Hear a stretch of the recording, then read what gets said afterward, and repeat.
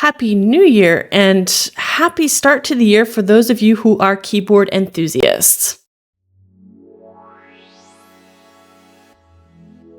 Now this past week, Clicks, which is known as an accessory company, especially for those awesome cases that have keyboards attached to them, has just dropped their new hardware, the Clicks Communicator. Now, I haven't seen this device previously. I've seen it just along with the rest of you in other videos and articles, and I wanted to take a deeper look at the material that Clicks has provided regarding the Clicks Communicator. I have some questions, I have some thoughts, and I want to go through those with you in real time. I've taken a quick look at the website, but I really want to deep dive into the nitty-gritty, and some of those things come to mind when I see certain aspects. I've tested a lot of devices. I've tested a lot of keyboard devices. I'm a BlackBerry enthusiast, of course, but I'm also somebody who's skeptical of marketing and really just want to understand who this device is for, what obstacles that device can present for certain people, such as myself, who are visually impaired, and then other issues that may come up. For example, tariffs. How much is this going to cost? So let's dive in and jump directly into the website and start looking at the device itself and the material provided and just see what we think about it. So from the device here, you can see on the homepage of Clicks, you have a new kind of mobile communicator. This is designed for doing and not for doom scrolling. Now you can see on the right-hand side that it comes with a Niagra style launcher. I think Clicks worked directly with Niagra to create their own launcher for this particular device, and I think it looks very nice. It's very streamlined. The only problem I have with Niagra personally is that in order for me to access all of the accessibility options for that particular launcher, I had to pay for the full version. As you can see on the right-hand side, you have access to the apps via the alphabet. That's not visible for everybody, and some things need to be modified in order to make it easier to scroll through or choose different menu options and increase or decrease the font size as needed for specific individuals. But other than that, I think the device itself looks great. I can see that there's an aluminum power button. The keys themselves are very reminiscent of a BlackBerry Q5, kind of a chiclet style. And as we go further in the website, you'll be able to see that there's a certain curvature to the keys, which I definitely appreciate. I think it's something that's missing from a lot of QWERTY keyboards, and I think they're going in the right direction with this particular design. I also love the small form factor of the screen, 4.1 inches. I think this is going to be attractive to a lot of people, especially people in the small phone community. There's been a lot of cry for a smaller screen, and finally a company is delivering on this. Now, scrolling down the website itself, if you click reserve, you'll be brought to the payment options and the reserve options. I'm not going to dive too much into this because depending on where you live, the currency will change, the amount you will pay will change, and you'll see that you have two main options, $399 or $199 if you put down a deposit. The only thing I want to point out here is that you'll be paying shipping and duties paid in full today. As somebody who lives in Europe and more particularly France, duties and tariffs can vary. Duties more or less are standard, but of course with the tariffs going through, I have questions where the device is shipping from. Is it shipping directly from China? Is it going to a warehouse within Europe to reduce those fees a bit for the European people who might be backing this device?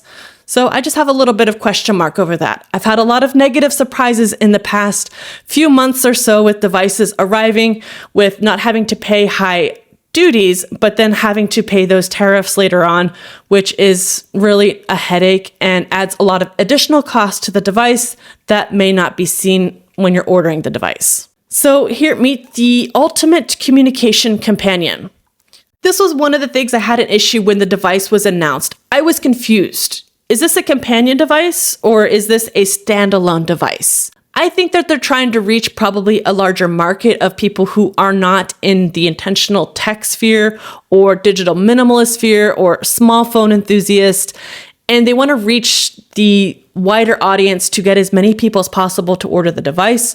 So I understand that they are targeting people to use this device potentially as a companion device. And with that being said, as a companion device, you still need an additional SIM in order to have all the possibilities to use that as a companion device. So if you want to use the same number in your iPhone, for example, you'll need a secondary SIM with that same number attached in order to use that as a quote unquote companion device. But if you'd like to use it as a standalone device, that is completely possible. Just pop your SIM out of your iPhone, put it in the communicator, and you're on your way. I think this is a major issue perhaps in the US compared to the rest of the world, where iPhone is a major player in the market for mobile phones. In the rest of the world, it's not necessarily the case. Of course, iPhones are popular, but they're not the number one phone used by most countries. They're expensive, they're limiting. So I understand people who are stuck in that particular ecosystem might be scared to get a device like this and be cut off from all of what iPhones have to offer, such as iMessage and all of the FaceTiming and things like this. So I think it's a good idea maybe that they're trying to promote it as a secondary device. On the flip side, I have a problem with people having too many devices as well. It feels a bit of a, overconsumption money grab situation. We all don't need 10 phones. As somebody who has 100 phones, you don't need that many phones. One phone, that's enough. If you need 2 phones, one for business, one for personal, understandable. Get your company to buy you a phone. Don't use your personal phone for your company if they're going to be looking at all of your information and things like this. So I don't want people to be pushed into thinking they need 2 devices when they might not necessarily need to. So if I scroll down a bit more, premium typing experience, this is the close-up that I really wanted to look at. Can you see the curvature of those keys? It's beautiful. I think it's going to be super comfortable to type on. There's a little bit of height in the keys, but not too much. You can see that they're rounded at the top, which is really important for not catching on things in your pocket, for example, or your bag. And it's just going to feel good on the fingers. I really trust Clicks for the keyboard since they have experience, they have skin in the game. I think this keyboard is really going to shine and perform well for most people. And I really like the design. I really like the chiclet style keyboard. I like the spacing between the keys. The one thing I will say about the keyboard is some people might not like the placement of all of the items and how you reach certain items, but I think that they have it more or less down to where I would be comfortable with using it. For those of you who are looking for different keyboard layouts, such as an AZERTY for the French or a Quartz for the German speakers, it says on their website that they don't have plans to push those out yet. They'll keep an eye on it for demand. I know for French people, an AZERTY would be a must, and we would need options, of course, for the accents in order to use the device really as a true communicator in France. But I think as a QWERTY device, it looks fantastic. Now, if we scroll down a bit more, capture ideas at the push of a button, hold the side key to turn the voice into text, start a voice recording, or transcribe a meeting. That's quite useful, to be honest. If you're on the go, you need to capture something, especially as somebody who's visually impaired. Any shortcut keys I can use on my device, I hope this is reprogrammable to use for something else as well. I think that could be an amazing option. Everything right under your thumb, fingerprint sensor. I'm curious where, okay, it's in the space bar, the fingerprint sensor, 4.03 touch display, touch sensitive keypad. That's what I'm really excited about. I don't know if all of you remember just swiping up with, especially when I had my Priv, I just love swiping up with the keyboard. I'm so lazy. It's such a good thing. I'm really happy that they made it touch sensitive, the keyboard. The fingerprint sensor is a bit of an awkward situation. I would just have to see how the device feels in the hand to really judge that. So I can't really say that's good or bad. It's something that you need to really test out, but it's an interesting layout. I dig it so far. Of course, I love the renders. I love me a good render. You can't give me enough of those. And what's really got me interested is the back of the device too. I think that's going to be very comfortable to hold. It looks like a device that you could potentially use without a traditional case, which is very exciting. So we scroll down a bit more. We have the signal LED, which is very reminiscent of the BlackBerry days. I remember getting anxiety over the LEDs appearing on my device, being addicted to my devices and having a specific color. But I think having the color is useful. But again, I want to highlight, as somebody who is colorblind, it's not essential to me. Having a color is fine, but having multiple colors, especially as someone who can't distinguish color, it's not going to help me much, but I'm sure it'll help a lot of people. For example, I can't differentiate between blue and green, and even this color. I don't know if it's purple, blue, I don't know. I could pretty much see the red one. That's about it. These ones would be very confusing for me, but I'm sure you can customize it. And yeah, I used to have it for specific contacts who would contact me, so I would know not to open my phone unless I saw that specific LED. I love a message hub. I mean, it's very reminiscent of the BlackBerry hub, having everything in one location. You can, again, get this very similarly with the Niagra Launcher. You can get it with a lot of other launchers as well if you want to install something like that on your phone as is. Highly recommend it. It's super easy to help you focus on what you need to look at in your phone without opening your phone and getting lost in the sauce and clicking and opening applications you don't necessarily want to open. All right, let's take a closer look. I want to see the nitty-gritty details, and yeah. First, move seamlessly between your touch-sensitive keyboard and your touch screen. So what is interesting about a device that has a QWERTY keyboard and runs Android is that Android also gives you the option for on-screen keyboards, which I'm pretty sure by default will probably be deactivated for this device because it has a keyboard. But for those of you, again, who are concerned to have specific characters for the language that you're using, you will, or you should be able to activate those characters with the on-screen keyboard in Android. So that should be less of a worry. The all-in-one camera and flash. I like a small camera profile. Those are the days. Remember when we just had one camera on the back of our device?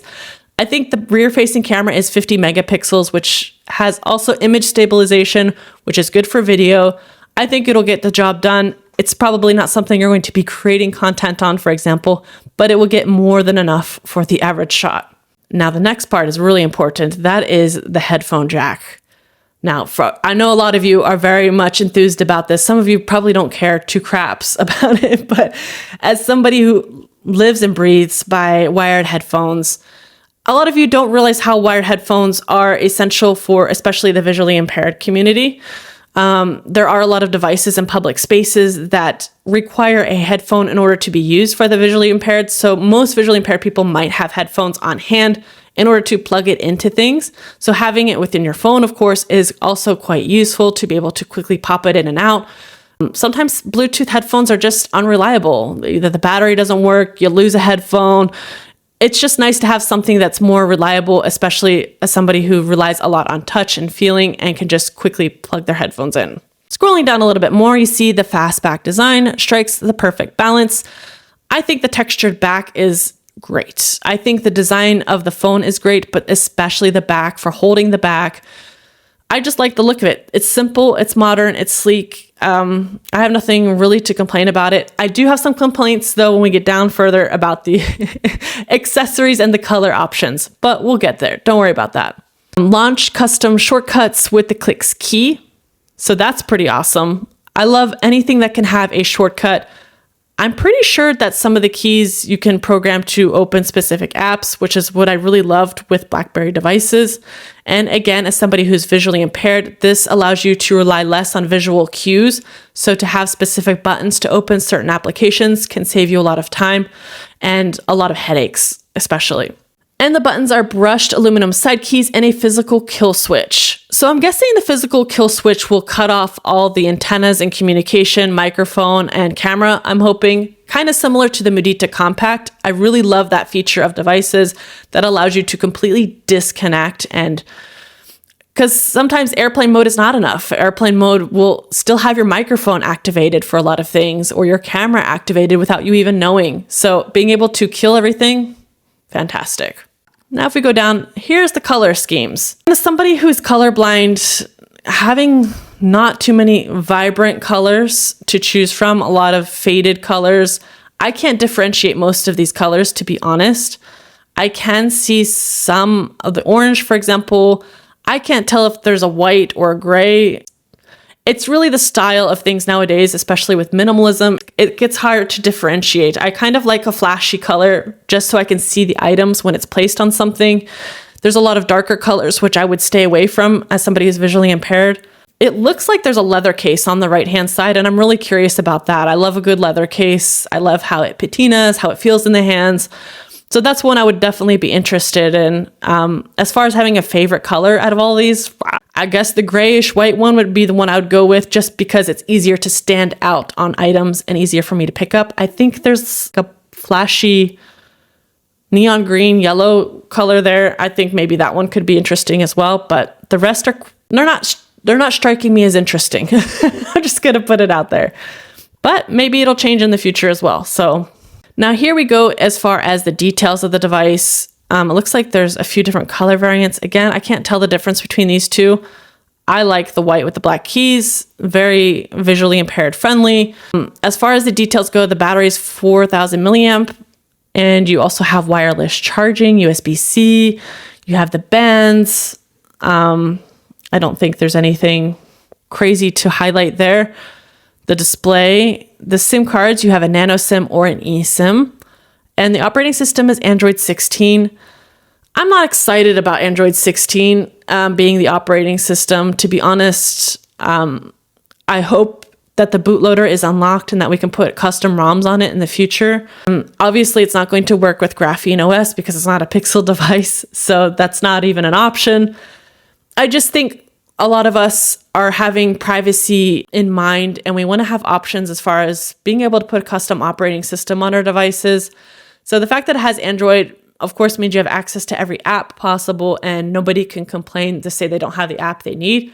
But I think it should also cater to those who don't want to use necessarily stock Android on their devices and want to really have control over the device that they own and use a different operating system if they wish. Your connectivity, of course, wired audio, secure storage. The one thing I'm not seeing is, let me see. Oh no, it's down there, the expandable storage. That for me is non-negotiable. 256 on board with an expandable micro SD card up to 2 terabytes. Please, yes.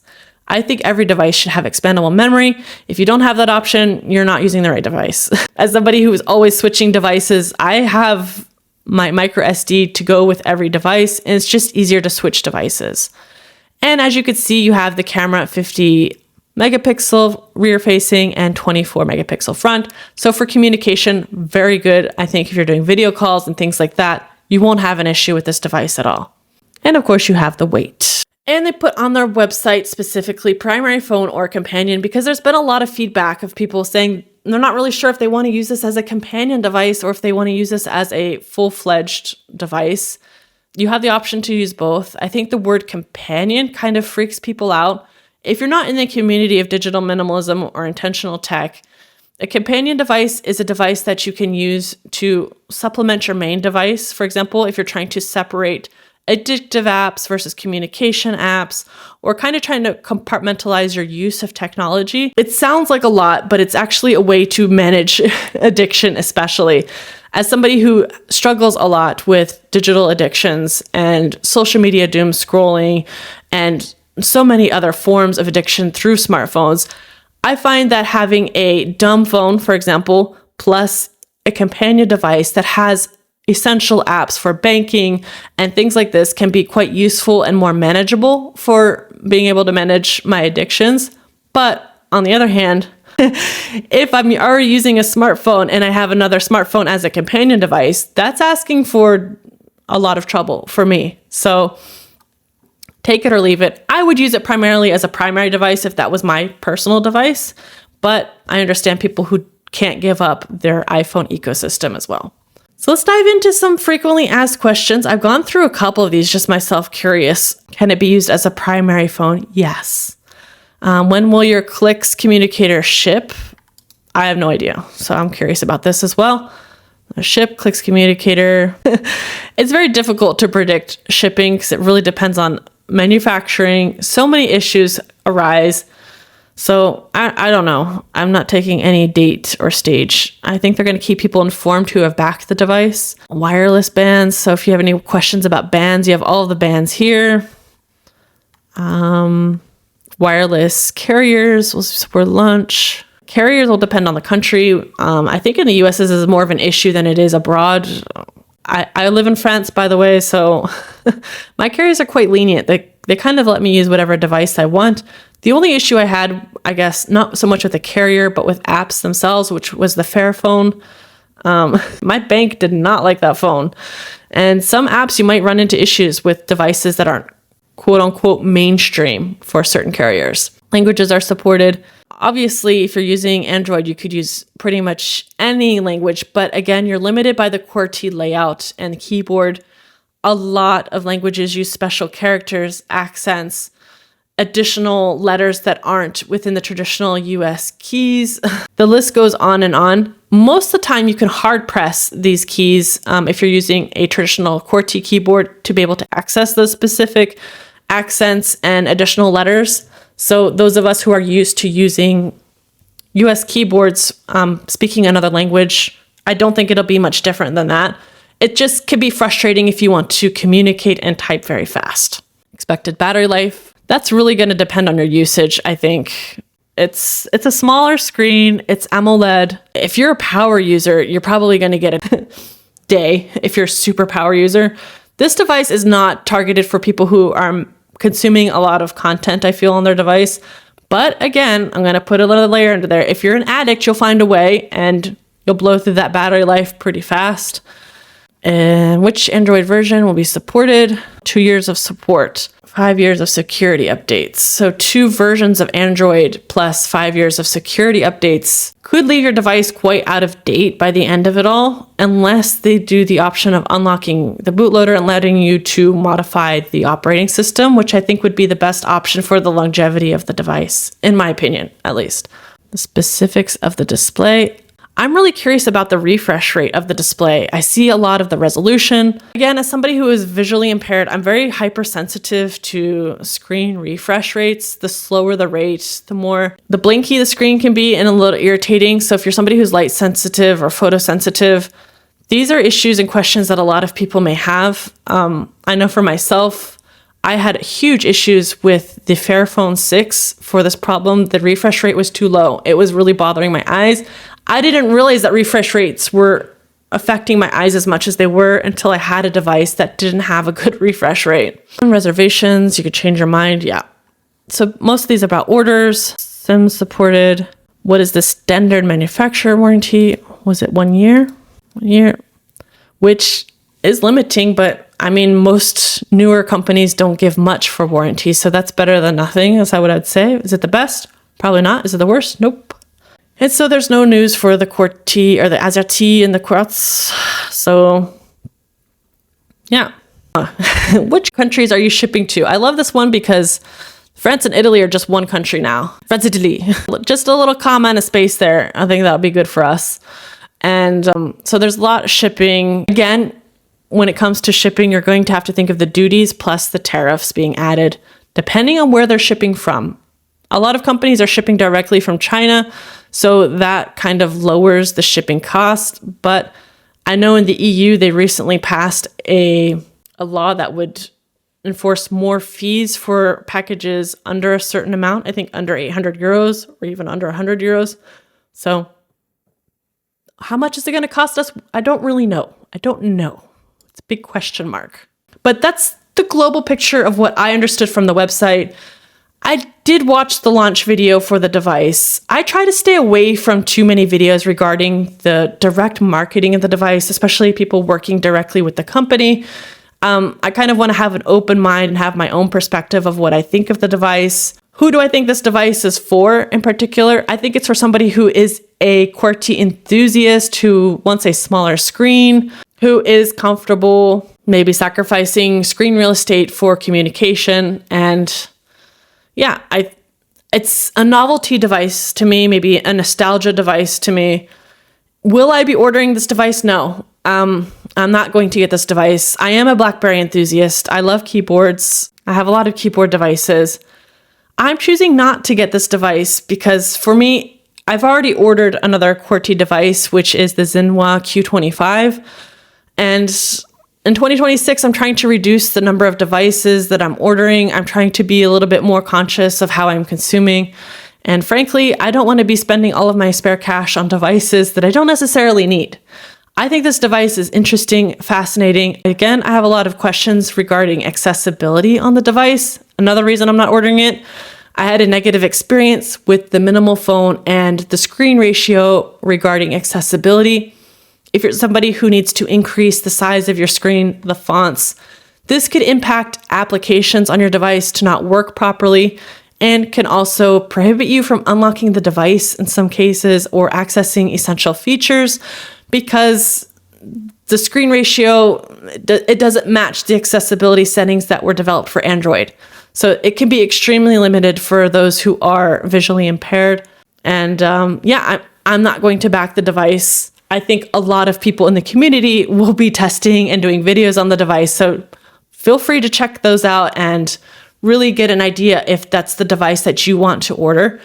I'm just taking it from a different perspective as somebody who is trying to be more critical on certain devices and see if I truly need the device in my life. Is it going to make my life better? Is it going to assist me? And I don't think this device will in my case. I still like it. I don't think there's any major glaring red flags regarding the device. It's just not the device for me at the moment. And I'm sure a lot of you have pre-ordered this device and got this device, and I'm super excited for you. I hope you enjoy it. I hope you love it. And I hope it's everything that you're looking for. And I know a lot of you have been looking for a device like this, so I think it's going to fulfill a lot of those needs. Thank you so much to the members for supporting this channel, and thank all of you for watching, and see you soon.